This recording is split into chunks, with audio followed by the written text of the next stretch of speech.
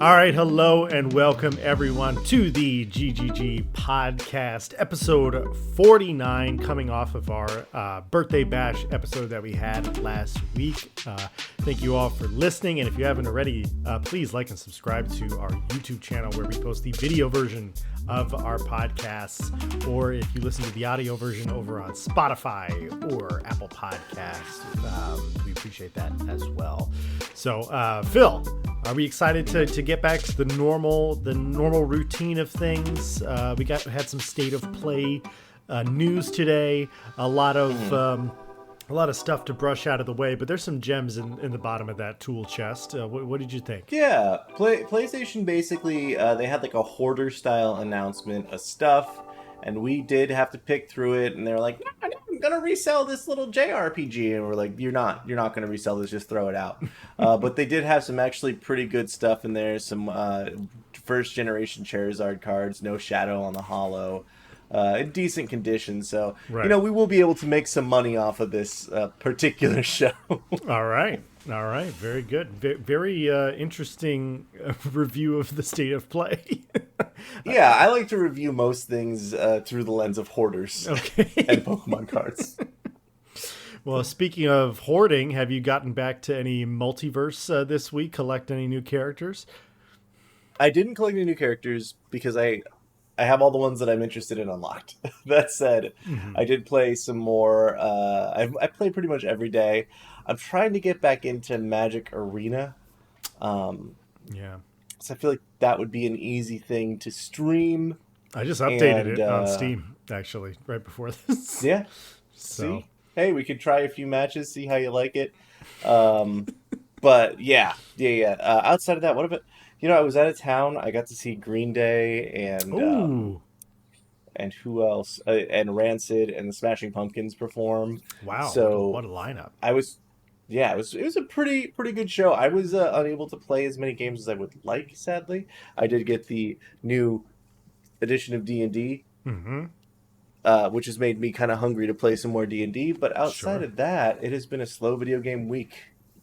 Right on. Okay. Well, that's all right. We've had a lot of stuff going on, so it makes sense. I've been I locked into playing some Frostpunk 2, which I have a lot to say about Frostpunk 2, but then also just grinding Space Marine. I really, really am enjoying Space Marine, but the multiplayer, I mean, it's fun. It really is, but it is grindy. And especially like the co-op, the amount of missions that you have to do over and over and over again just to make progress, it's quite a bit. So I'm starting to grasp that understanding now. But yeah, a lot of Frostpunk 2. It's been weird. It's been weird playing Frostpunk 2. I feel like, huge fan of the first one, but Frostpunk 1 was so hard. But that's what kind of made it amazing is like, I think it originally launched with just the one mode, and it's just like, figure out how to save the city, figure it out. And it's a game about like trying something and then failing and then starting over, and trying something and failing and starting over. And in this game, everything is so much bigger than the last Frostpunk. It is crazy. And so it just kind of zooms the entire game out. So like, you're not making buildings anymore, you're making districts, which is a lot to grasp. And it's like, instead of managing 150 people, now you're managing 14,000. And so it is a scale up, and it's good so far, but it is challenging in a way that I wish that the onboarding was a little bit better with it. But still getting positive reviews, still having fun with it, but it's making it hard for me to go back to it to try to persevere through the adversity, because there's so much adversity in that game. And it's kind of in a obviously a very different game, but I would say it's kind of like Elden Ring in a way, where it's just like, well, I just have to figure this out or go get something else or go try something. And so it's about persevering through that. But sometimes it's just like, I don't want trying to have fun right now, I don't got the time to smash my head into a wall. I feel that. So. I have it downloaded on my computer, and I'm excited to try it. It was on Game Pass, so it was like one of those things. Mm-hmm. Additionally, Aura History Untold, which I think is sort of a Civ competitor, also launched on Game Pass today. So I kind of feel like I have room for one strategy game at a time. So that's going to be Frostpunk for now. But I'll have to try Aura as well, because I've heard that is the thing that's one of the many things that is trying to keep Civ on their toes so that they don't just make the same game over and over again. Right. Well, good. Like I always say, like, more competition. Let's freaking go. So, yeah. All right. Well, with that, let's get this show on the road. So the only major release that I was able to track down for this week is Legend of Zelda: Echoes of Wisdom. It's Zelda's Zelda game. Finally. It's finally happened, even though it's not a full, Zelda game like I think some people would want. But yeah, the game technically doesn't come out, I think, for a few more days. And what's odd about this is that the review embargo hasn't lifted. And usually, I don't know if this is a Nintendo thing, Phil, and correct me if you remember, but like usually I remember Nintendo's embargoes being like a few days before the game comes out. I know that some companies, when they're really confident in their game, they'll go like a week, beforehand. But it does feel a little weird that nobody really knows if this game is good. And I'm guessing that like, there's a certain Nintendo standard, especially for like the top-down Zelda exploration game, where it's not going to be bad.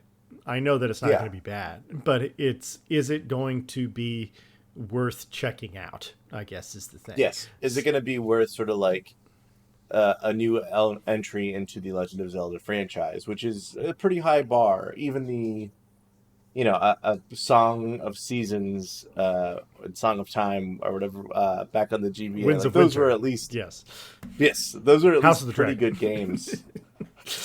Legend of Zelda: House of Daenerys. I think, I'm interested. I kind of feel like Nintendo goes either one way or the other. Their Pokemon games are usually a little bit of time ahead, but some games I feel like but I can't think of any examples coming to the top of mind right now. So I think usually they are ahead of it. So it makes me question not the quality of the game, because Nintendo's seal of approval is usually pretty tough to get to like release something like this. But maybe it makes me wonder if they are confident in it being like something interesting enough. Like if it's just going to be an 8 across the board. Yeah. But again, like I don't know. I feel like the bottom like rating of a Nintendo game like that should be like a 6 or a 7. It's like you've made so many games like this. Like hopefully this game is doing something different other than your Zelda this time. So I don't know. We'll see. But it does feel a little weird that we really haven't gotten a close look at the game other than the trailers that Nintendo has released for it. I haven't seen anybody streaming this. I haven't seen anything on YouTube, any previews. No, you're making a face. Am I wrong? Are you seeing something? No. I'm just guessing there's probably no people out there who are allowed to play it because of embargo. Sure. Yeah. The least likely, in my opinion, and the most like scary is that if they haven't sent out any codes at all, they're not confident. That would be the biggest like, oof, we got a 4 on our hands here. Right. Well, I'm gonna open this door real quick just in case my dog tries to come in. Doesn't scratch through. Okay. The winds closed it. Stupid Zelda and her wins. Stupid Zelda and her wins. All right. Well, then let's go ahead and move on into the news. So an Assassin's Creed game, codenamed right now Assassin's Creed Invictus, may launch with that title, but we're not sure about it yet. So this has been kind of a rumored game that I've heard about, but it was never confirmed. And this is coming from a Twitter account that's not in the United States. And so, but apparently this is an Assassin's Creed multiplayer game, and it seems to be separate from any Assassin's Creed game. So this isn't a bundled thing that's going into Assassin's Creed Shadows. It's not, going into an Assassin's Creed game later than that. This is going to be the Assassin's Creed multiplayer game, similar to how Ubisoft made X Defiant as their just free-to-play shooter type thing. And so I'm guessing that it'll be, this is Assassin's Creed, and if you can unlock Ezio as a skin, and you can unlock Altair as a skin, and I can only remember the classic Assassins. But it's Connor is technically another one. Yes, he was. I'll take Desmond. So Assassin's Creed Invictus is a Fall Guys inspired, and this is what they have voiced, a Fall Guys inspired Assassin's Creed multiplayer game. And what I'm guessing that means, and I'm guessing because they don't really do a good job of clarifying this, but what I'm guessing that means is that it's an Assassin's Creed mode where you probably have like 20 people in a match, and it's about like eliminating those people, moving on to the next round. It's a different game where it's like, here's a parkour run. The last 5 people in the parkour run don't make it to the next round type of a thing. Or you have to find your target within 3 minutes, and the people who don't find their target within 3 minutes, they, don't make it to the next round, that type of thing. So I guess the question here, Phil, is conceptually, do we think this is a good idea and a game that people will play? Because this is kind of a little bit out there. That's, no. No, all right. This one's a big whiff. Ubisoft, if you're going to make a Fall Guys game, pick, I feel like Watch Dogs, Watch Dogs 2 was a great, analog. Assassin's Creed, sure, I get the parkour thing, but it's not like you're not doing Wipeout stuff in Assassin's Creed, which is like what Fall Guys is very reminiscent of. Yeah. You're doing really cool acrobatic movements. And to make it like a weird sort of game show, it just doesn't fit within the lore of Assassin's Creed at all. It doesn't fit the vibe of Assassin's Creed almost at all. So what I think, what I'm hoping is that this might just be like an updated version of the old Assassin's Creed, I believe, Brotherhood multiplayer, where you were doing multiplayer with other people and like assassinating folks, and that would be an interesting sort of thing. If I suppose there could be challenges and things like that within it, but a parkour game, a game where you're trying to do like obstacle courses, but you're playing as characters with great parkour. Where's the fun there? I don't really see it. I mean, I think the idea, and again, I'm guessing, so like, I think the idea is like, how good have you mastered the parkouring? But I would argue that modern Assassin's Creed games have made parkouring so easy that it just does it for you at this point. Yeah. You run in a direction and it's got it. So it's like, what is the skill that's being explored here? And then it's, I don't know, because I think that we've seen some good multiplayer in Assassin's Creed. You referenced Brotherhood, and that had, I wouldn't say it was great, but it was a really good attempt at doing multiplayer in a game like that, because it's not really it's not a shooter, it's not a game that lends itself easily to multiplayer. And then we got, I think, some really good. The peak Assassin's Creed multiplayer was Assassin's Creed Unity. And so we got like cooperative stuff there. That was really good. And so I think there's some potential that this could work it out, but I kind of see them making a game like this because games are so big at this point. Like, they don't want to package a Assassin's Creed multiplayer in with a regular Assassin's Creed release. They'd rather have a live service multiplayer game where whatever Assassin's Creed is being released this year, we're going to do an event, or we're going to do a season where it's this season's Assassin's Creed Shadows, this season's blah, blah, blah. And so I don't know that I like this. I'm really starting to worry about Ubisoft.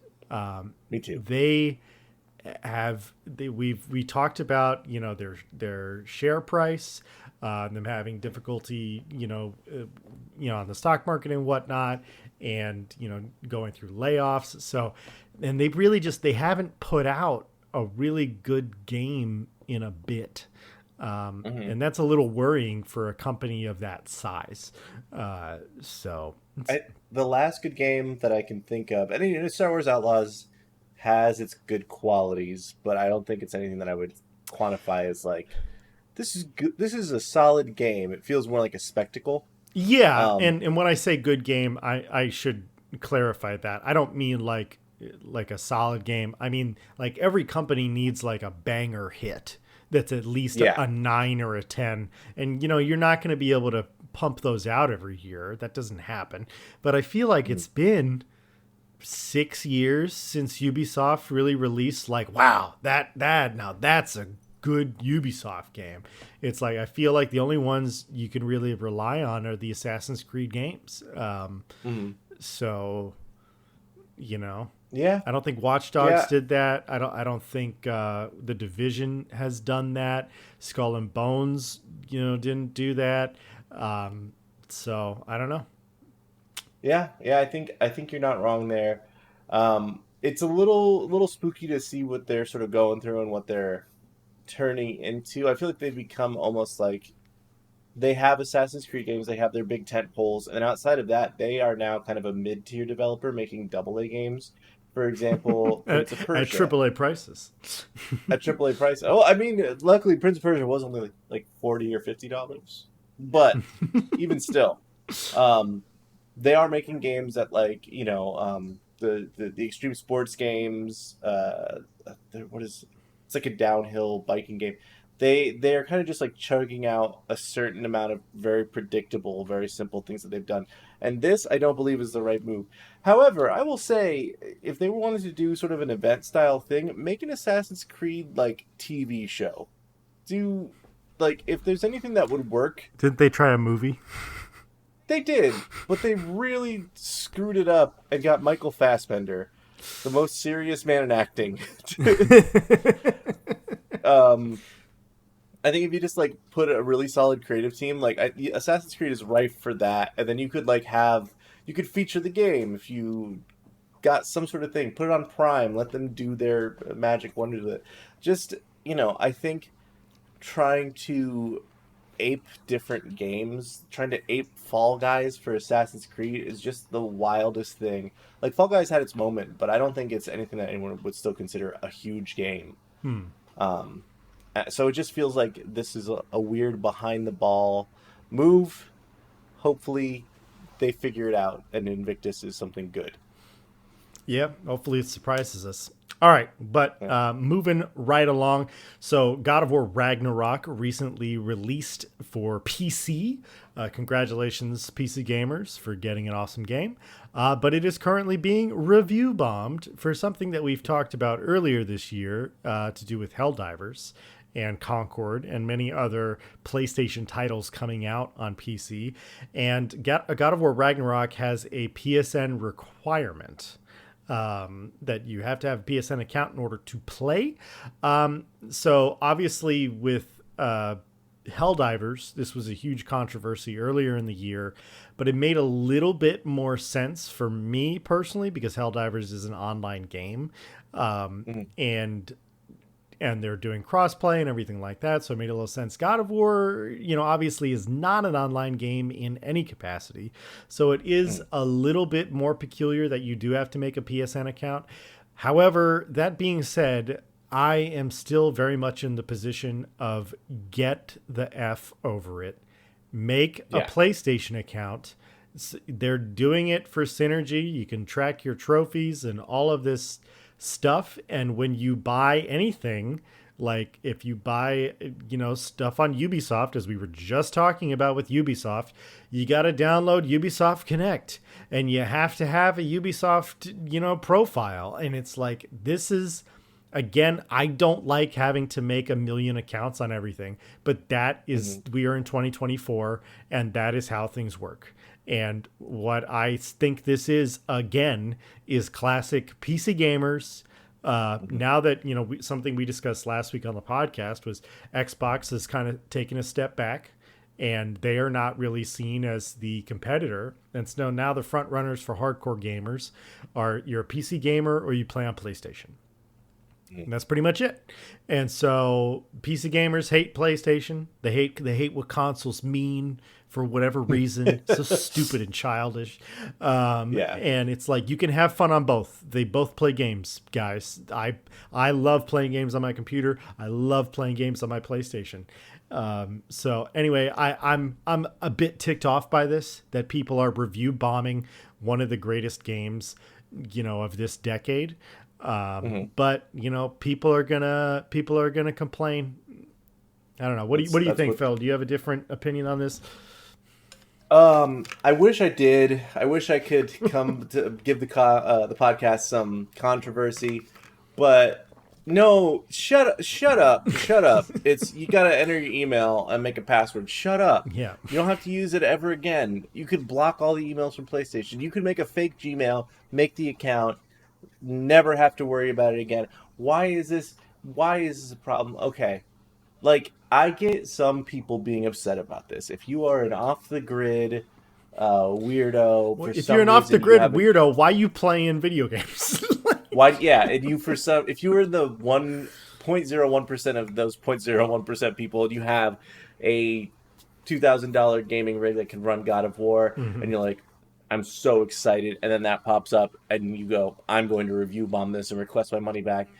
You can feel angry. Everyone else, shut up. There's no reason to be upset about this. It's okay. I feel maybe there might be some reasons to be upset about this. I guess they just have nothing to do with me or my life or anything I could ever consider living. Yeah, it's like, look, I'm on the other side of it. Like, again, I get it. God of War is not an online game. So this makes a little bit less sense. It's like there's not, there's not that direct, like, I need to be online for this. But again, it's like, if you're going to go after Sony, why aren't you going after Blizzard? Why aren't you going after Epic Games? Why aren't you going after EA or Ubisoft, where it's like you have to make these accounts in order. It doesn't matter if the game is online. That's just how this stuff is now. And this isn't a new thing. This is something that's existed for a long time. I think what's happened is like Sony has been the last major company to do it. And meanwhile, we have like PC gamers. Like I have a friend who's into like Dark and Darker, which is that like PvP, you spawn in you're like sort of low res looking game. Yeah, low res. You're looking for swords and shields. It's like a loot. It's like a loot. It's like Fortnite kind of. But you're like in a very small dungeon and you're making your way down. Yeah. Exactly. In order to play Dark and Darker, I have to make an account with that specific company who makes Dark and Darker. And those are the types of games that PC gamers play. And you have to make a specific account for just that company, and that's the only game they make. It's not like Sony where there's this huge umbrella of like you make this one account, you don't have to make a Guerrilla Games account and then a Sony Santa Monica account and then a Sucker Punch account. And so I don't have patience for this. This is the fact that you are going to review bomb just as a way to complain, and like Sony, don't respond to this. Because you respond to this, you give them power. I'm just saying. Yeah. Like, this is ridiculous. We all know they're secretly going to play the game anyway, and they're going to, like, cry about it. They're going to journal about it pretty hard. And then they're going to, like, it's going to be a controversy that doesn't exist in a month. People who want to play the game and are interested in it will pick it up either way. I think I'm just extra defensive because I think God of War 2 is such an incredible game. God of War 2018 is such an incredible game. And for people to get upset about this and to stop this from letting them experience that story, it just enrages me on like a level of seeing good art be created and seeing someone not experience it because they don't like that it looks like a chicken. I can't think of a good. No, I mean like for me, it's like I work a lot in theater, and it's like, hey, you're not allowed to bring drinks in for the show, and people being like, well, I don't care, I want to bring it in. And it's like, well, it's part of our protocol that you can't bring a drink into the show. And people are like, well, I'm going to complain and I'm going to say this show is awful because I can't bring a gin and tonic in to go sit down. Like that's essentially what's happening. So anyway, let's move on. More Assassin's Creed news. We should have bundled this together, but Phil, you added this to the agenda. What's going on here? Yeah. So press playthroughs. It's tough to say. Press playthroughs for Assassin's Creed Shadows were delayed last minute. I believe they were supposed to be taking place this week, either today, tomorrow, or yesterday. And Ubisoft canceled those and haven't set a new date for when they are supposed to let the press come in and play the games, give their impressions. I think we're probably getting close to review time, so maybe it's like final previews before review copies are sent out. The thing that is worrying is that at this point in the game, I don't see a good reason as to why they would delay these playthroughs, delay this experience for press. It kind of makes me nervous about the game. Mm-hmm. Everything I've seen about it looks great. Like, as anyone who played Ghost of Tsushima, when you see Assassin's Creed Shadows, you're like, all right, but they kind of did it. Even despite that, I'm still excited to play Assassin's Creed Shadows. And this is a little worrying to know that they're not feeling confident enough to let people come in and play the game already. Yeah.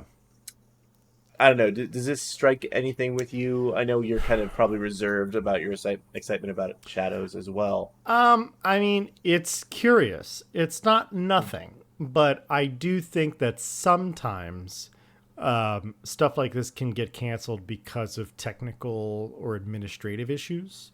It's like, oh, the internet's down or whatever, or somebody called in sick to work and they're supposed to be managing this event or, something like that. So I don't want to just jump to the place of it's canceled because the game is garbage.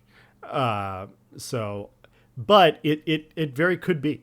I'd say it's like a 50-50 chance, or like there's some sort of glitch or something that's going on in the game that's causing it to crash, and maybe they didn't want to like have a live stream and then have it crash in the middle of a live stream because that would be hugely embarrassing. So I don't know. It's something worth keeping our eyes on, but the game is supposed to come out next month. Am I correct in saying that? Technically November. So 2 months out. Yeah. 2 months out. It's like, this is pretty close to delay it. But I don't know. Maybe it should be delayed if they're really having these issues with it. You know what I'm seeing here? Actually, it wasn't a press event. It is Tokyo Game Show. It's their time at Tokyo Game Show. That's what they're canceling and haven't been able to say when they're going to... Well, they're not replacing it because it's during the Tokyo Game Show. Their statement is, we regret to inform you that due to various circumstances, we have decided to cancel our online participation in Tokyo Game Show 2024, which is scheduled to start at 3 p.m. on September 26th. We apologize for the short notice. We sincerely apologize to everyone who's looking forward to the broadcast. So...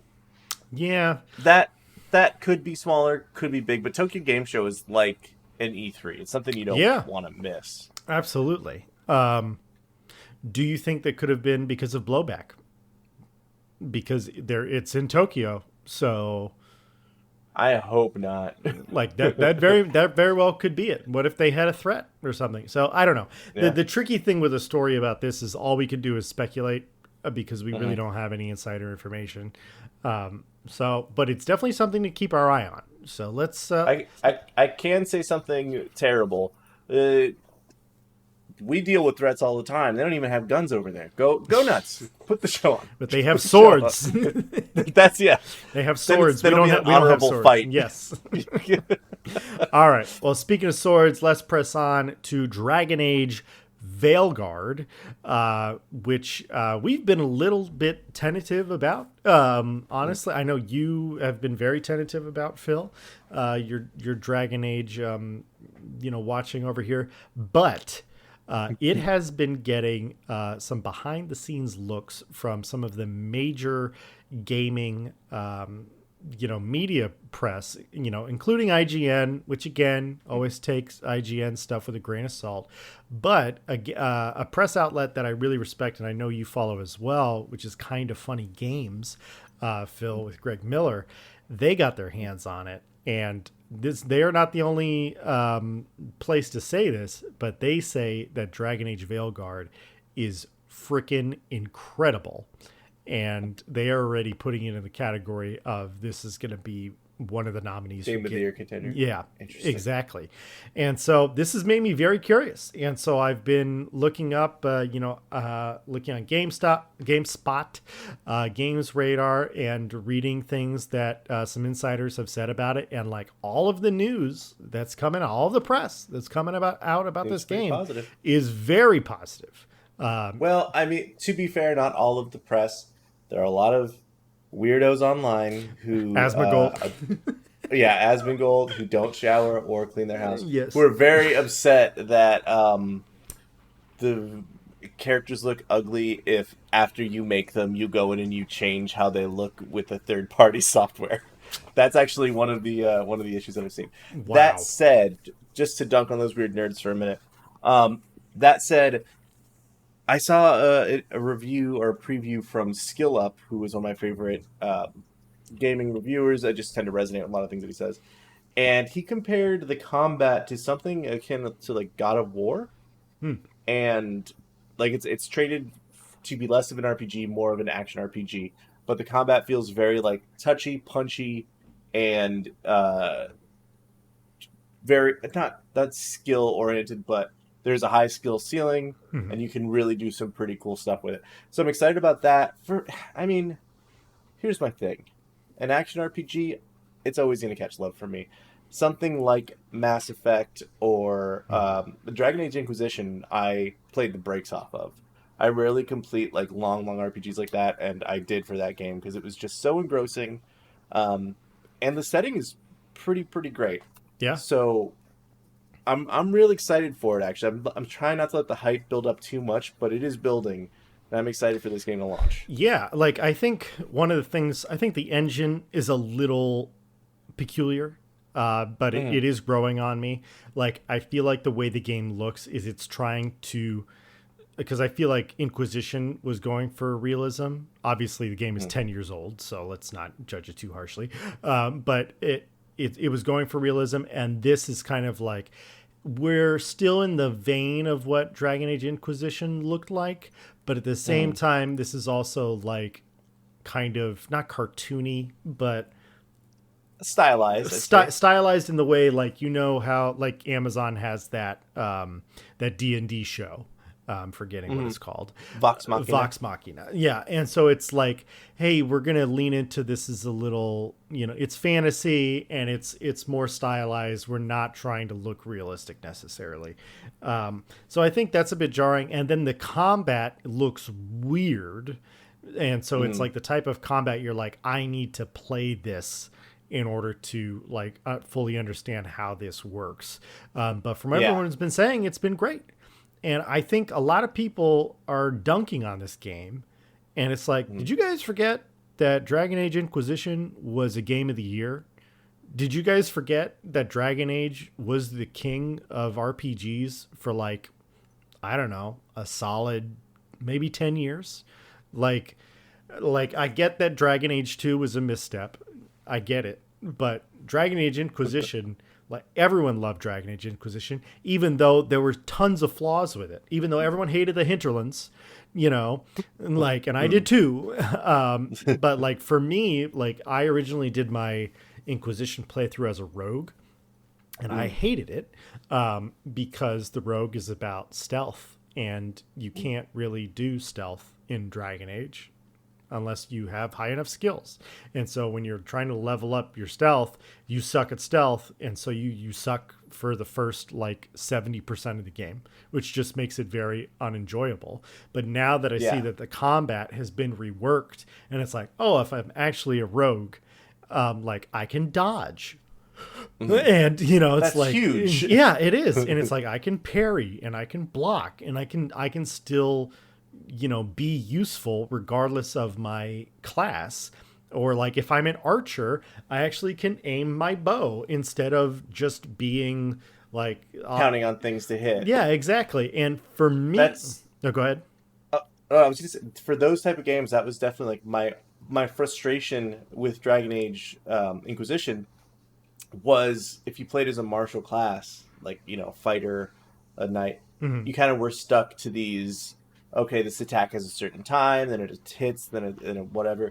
So I played it as a wizard to get around that. I'm like, okay, I know my spell's gonna hit because like I'm a wizard doing magic. This game makes it look like those martial classes are actually gonna be really fun. Yeah, which is huge. Yeah, absolutely. And if like people are comparing it to God of War, it's like it doesn't look like God of War to me. But if you're comparing it to God of War, it's like God of War has phenomenal combat. So yeah, so I am excited for it. And honestly, not to rag on Baldur's Gate or anything like that, but if you are a Baldur's Gate 3 fan, like you might want to think about checking out Dragon Age Veilguard, because like from everything that I've seen also, it's like it still has the full RPG elements. You're making all of these choices. You have all of these companions who approve and disapprove on different things and whatnot. So, I don't know. It looks good. I'm definitely curious. Yeah. And for a game that's coming out next month, it's like I'm going to have to give this game a little bit more attention if it has the potential to be a Game of the Year nominee.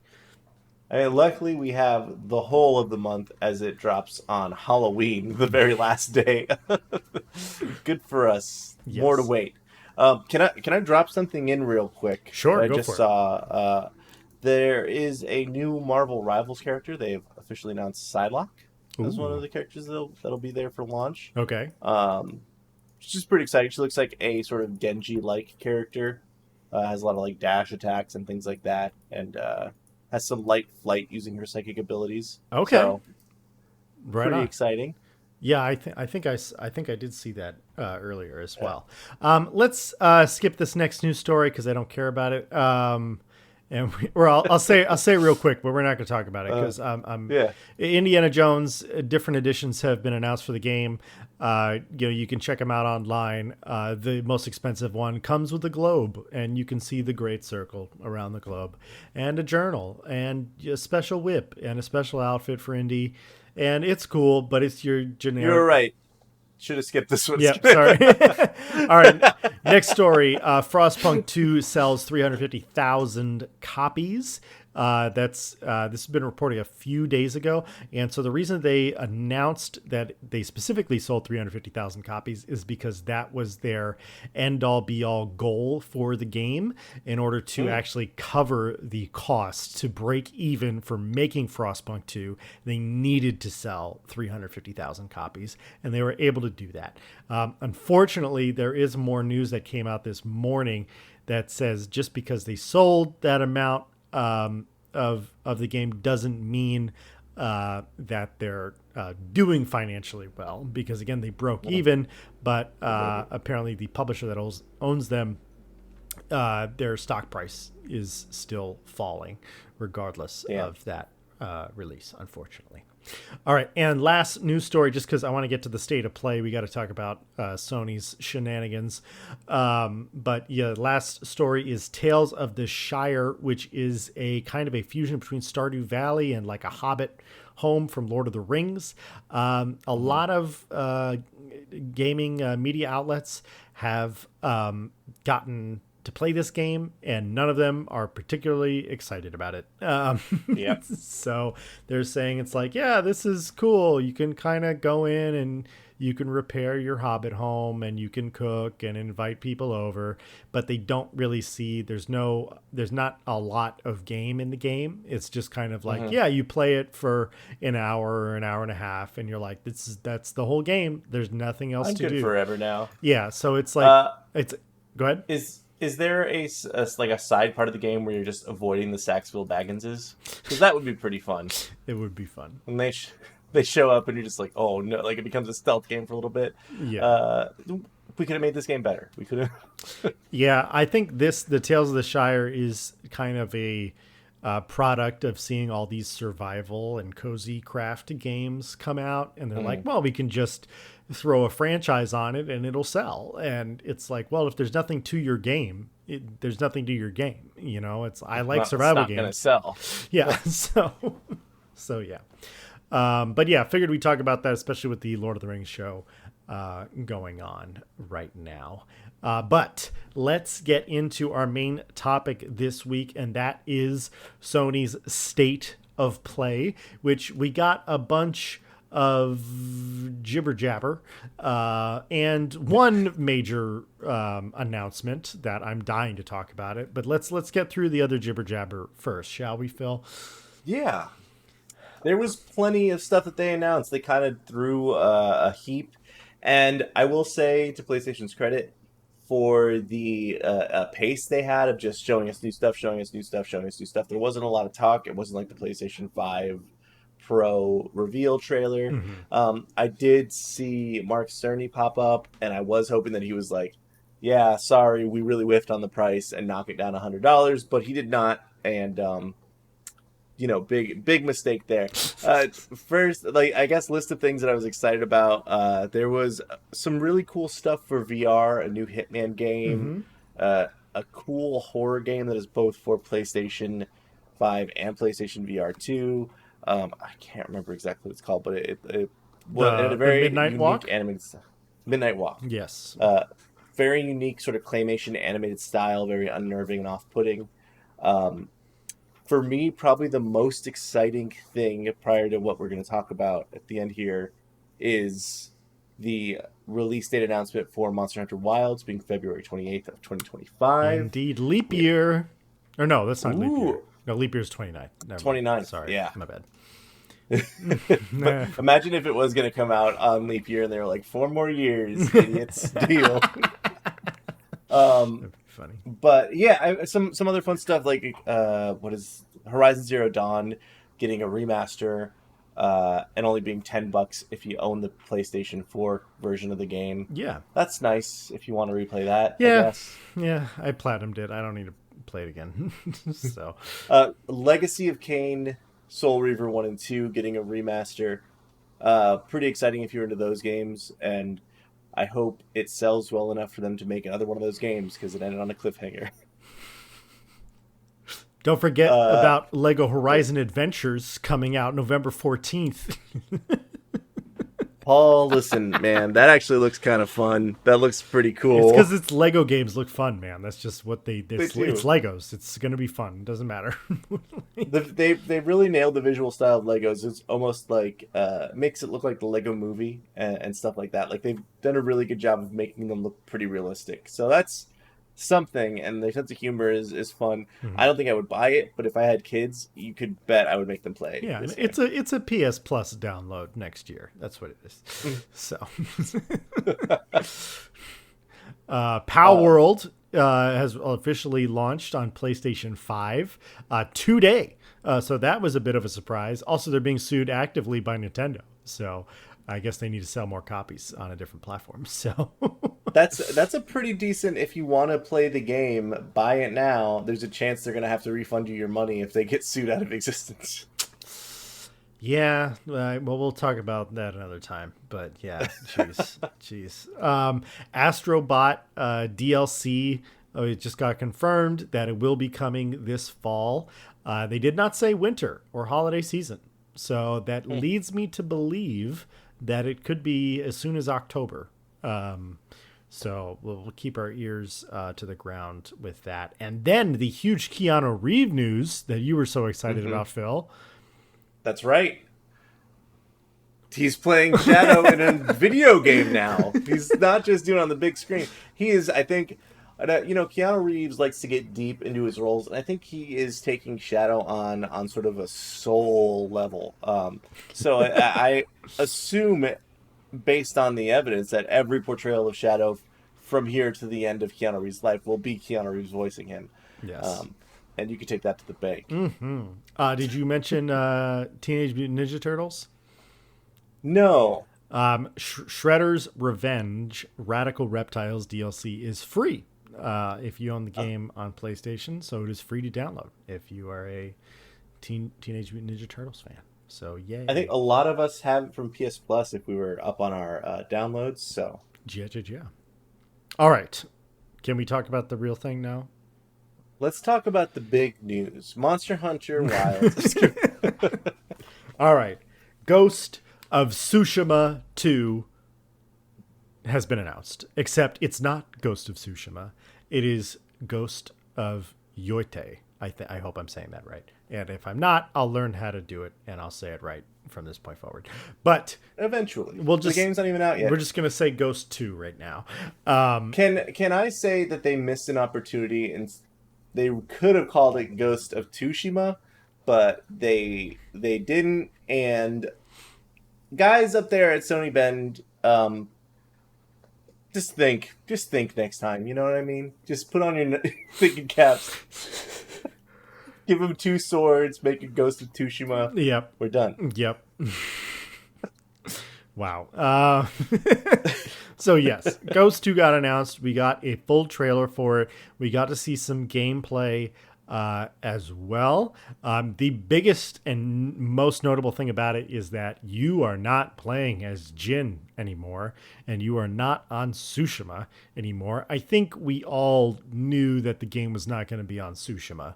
Like, we all put that together. But I guess in my mind, I was like, okay, is there going to be a reason for him to go to mainland Japan? And he's still going to be the Ghost of Tsushima. He's just not on Tsushima anymore. He's just this legend that travels through mainland Japan. And that is not the case. They are going with a brand new protagonist that we don't know the name of, I don't think. It's in a brand new region, which I think is in northern Japan. Where is that? Did we see Mount Fuji? Is that the mountain that we were looking at? I think that might have been Mount Yotei. Yes, it was. Yes. That would make more sense. So given the title. Yeah. But I'm very excited for this. Just right off the bat, they did give the protagonist 2 swords, which is pretty cool. I think instead of a flute now, you have a sort of stringed instrument, which is pretty fun. Mm-hmm. And they kind of seem to imply that you will have a sort of bond with a wolf in the game. Mm-hmm. I don't know if that's going to be like, Ghost of Tsushima 1, Ghost of Tsushima did a great job of making you connect with your horse. Making that companionship very real. Right. So I wonder if they will do something similar here. Either way, like, whatever they do with this game, I'm excited to play it. There's no way that I'm not sold. Yeah. I guess something I want to ask is, do you think this is a true sequel? Or is this like a Ghost is now a franchise? And so this is Ghost of Tsushima Syndicate, or something, you know what I mean? And that could just be me projecting that I didn't want Jin to go away. But the reason I say it is there have been whispers of Ghost 2 for a while now. But I believe that the game released in like 2019, 2020, somewhere around there. And so that's only 4 years ago. And given that that game development took a big hit with COVID, I guess I wasn't expecting this game so soon. That being said, it does look visually like it's made in the exact same engine. Like there have been maybe some marginal improvements with the engine, but overall they've been working with the same engine. So they haven't had to do anything from the ground up, make a new engine, or use somebody else's engine. Sorry about that. So yeah, I'm guessing when they did the remaster for PS5, they did a lot of that work to sort of like prep the engine for the PS5. Right. Additionally, I don't know. I wonder, like, their whole style is they kind of make the character models look very detailed, specifically like important characters. And the world is a little bit less detailed, but just more artistically like portrayed and beautiful in a way that allows them to render it a little bit less authentically. Mm-hmm. You know? Yeah. So I'm guessing they'll probably stick with that and just give us more particle effects, more this, more that.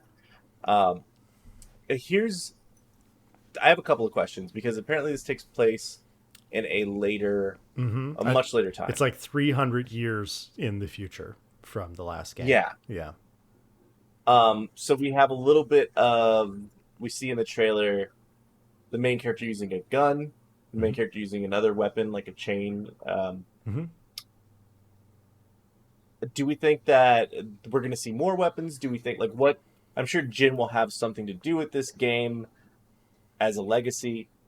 Maybe. I don't know. I think now we're kind of theorizing into the place of an Assassin's Creed franchise where it's like, oh, he created the ghosts and they're a guild now. No, I don't think that's what's going on. I don't. But with that being said, the 300-year jump does make me think like, could this be like a spin-off game as opposed to a full sequel?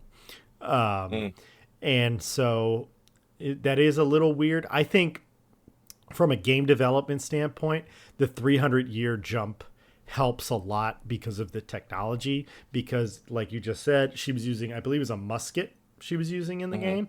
And so it's like, how do we add new gameplay? Well, we introduce new technology because time has moved forward. And so now we can have gun gameplay, and now we can have, weapons that existed in Japan in the 1600s as opposed to existing in the 1300s. And so yeah, but I don't know. I don't know that Jin will be connected to this in any way, because that is a huge leap. And geographically, I think the island of Tsushima is on the southern end of Japan, like the southern. I think it's the southwestern coast of Japan, and so like if this is in the north, and forgive me, people who know Japanese geography really well, but if this is on the northern end of Japan, maybe you can look it up where this is taking place. It's like that's as far as Japan goes, that's about as far away as you can get from it. So yeah, I'm very curious, and we haven't talked about the biggest thing, Phil, that obviously we don't care about because we haven't talked about it yet. But the internet, do we think the internet is going to be absolutely positively upset that this is a woman? What is a woman? No, here's my thing. I was gonna say that I'm a little bummed that we are likely going to play as a woman, only because the internet is going to not shut up about it. Yeah, and again, this is another Japanese game, and we've just been talking a lot about Assassin's Creed and how much flack that it got for Yasuke, and it's like, well, there's a female protagonist as well, and it's like, well, that's not good enough, and so now we have another Japanese style game, similar time period, and the protagonist is a woman. Are we going to see a similar backlash to this? I mean, probably not as bad because the other option isn't a person of color. I guess I'm curious as to whether like Japanese people will care. Be upset. Yeah. I should hope not, because like at the end of the day, it is a fantasy game. Right. And I think Japan is not running with just a few strong women. I think that they have based a lot of their stories and stuff on that. So I think hopefully it's something that will strike true and not be too upsetting. I'm guessing here in America will be the place where it is the most. So Okay. I found Tsushima. It is east of Nagasaki, like northeast of Nagasaki. Oh, okay. Which is in the southern tip of Japan. Right. And then Mount Yotei is just south of Sapporo, which is an island that is very far north. Okay. So it's another island. Size, yeah. Okay. It is another. It's a much larger body, but it is not connected to mainland Japan. Okay. So Interesting. Interesting. Huh. But That fuels my here's little like side game yeah theory a little bit more, honestly. that it makes you think it is because it's like a bigger location, or I just think like because now that the PS5's out, we're gonna get like they announced this right after saying like, hey, these are the games that are gonna be revamped for PS5 Pro, and we're gonna show you an unannounced game, and then they showed Ghost 2. And so specifically, it's like now, thank God, Sony finally was like, "Hey, here's a game that you're gonna want to play that's new for your PS5 Pro, as opposed to a bunch of scaling up upgrades." And so, I don't know. I would think that a full sequel to Ghost of Tsushima, you would go mainland Japan. I mean, I don't know. I think that this is the size difference is big enough because it is probably like 4 times the size of Tsushima. Sure. So I think if they were to do all of it, I don't know. I do think it's probably its own full game, especially 5 years for like an in-house Sony developer, on par with Bend. Yeah. Like Insomniac, for example, they pump out games on a 5-year like basis. Considering they're not changing too much, I don't know. It feels like a full-on sequel. Think also, I think Jin will have an outsized presence in the game as sort of the first samurai to become a ghost. Because I think Ghost of Tsushima is about like the foundation of Ninjas. ninjas. Yeah. So if we're playing as a character who is another ghost, I think it will kind of like hopefully tie in. Yeah. I mean, again, the huge leap in time because, obviously Ghost of Tsushima is fiction. It's not based on a real story, but it was based in the 1300s during one of the Mongol attempted invasions. And so that is historically around the time that ninjas started becoming a thing. And so now the 300-year leap are there like, ninjas that are set up now? Like it's more of a common thing that's known. I don't know. So, but I'm very excited. I loved the first game so much, and that's why I want Jin back. And like I'm fine with a new protagonist. I think developmentally, if I push that part of my brain out of my head, like it's better to go with a new character because you can tell a brand new character story. You can have that character's progression as opposed to building on an arc that's already been fleshed out. So I get why they would do that. I'm just a little sad in my heart. That's all that's happening. So I would love a Jin Sakai DLC that is like a sequel to the story, like, or just what he did in years after, like some important fights, old, or like old Snake liberating Jin. Yeah, Yes. And maybe that's a possibility. Maybe we do get a clone of Jin who's got like a piece of metal stuck in his head. Talking about Metal Gear Solid 5. What a weird game. Yeah. So overall, how would you rate the state of play? I mean, I'll be honest. I wasn't expecting anything. I like fully went into this, be like, they're going to show me remaster after remaster after remaster, along with some, anime-esque game that I don't care about. And then Sony never. Some game is going to have an update for an MMO that I don't care about, Stellar Blade. And it's just so I wasn't expecting Ghost 2 to be here. So I'll give them a solid B, but that's really just because my expectations were so low. Especially with everything that's been going on in video games and how many games have been trending right now. So yeah, solid B. Probably would have been a D plus without this announcement. If it wasn't for that. Yeah. Yeah. I think I would give it a B too, just for, there's two games that came out of it that I'm like, oh, I'm excited for this. They're both coming in 2025. Mm-hmm. We didn't see anything that's years out. I am a bit bummed that we didn't see anything for Spider-Man DLC. Yes.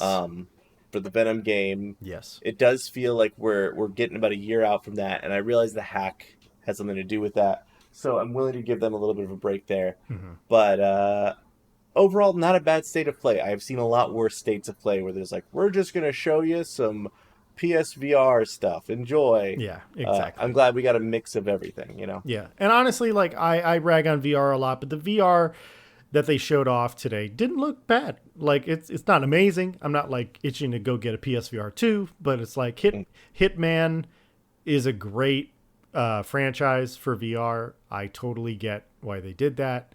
And then I also like want to point out I am not going to play Horizon Remastered because no, I'm not going to do it. But I do like that they are establishing, and I say this because they did this with Ghost of Tsushima, that it's like and The Last of Us as well. Yes, and The Last of Us, where it's like if you already bought this game. We're going to remaster it. And it's not going to be free, but it's going to be extremely reasonable, which is $10. It's like you can upgrade your game for $10 as opposed to having to rebuy the freaking thing completely. And that shows me like a loyalty and a value to the customers who have purchased the game. And, because they still like, it didn't not do work. Remastering the game. They did do work. It's just, did they do $70 worth of work? Well, yeah, the intern Steven had to go through file and then click up-res to 4K and 60 frames per second mode. No, of course, there's a lot of work involved with that. Yes. Yeah. So, I think overall, not a bad state of play. Weird week for games. It's surprising that enough news kind of happened that we didn't get to talk about Palworld and Nintendo. Mm-hmm. I'm excited to come back next week and really air out some feelings about the Pokemon Company. Yeah, for real. Because Palworld made a better game. Anyway, I haven't played Palworld in a while, and I might go back to it.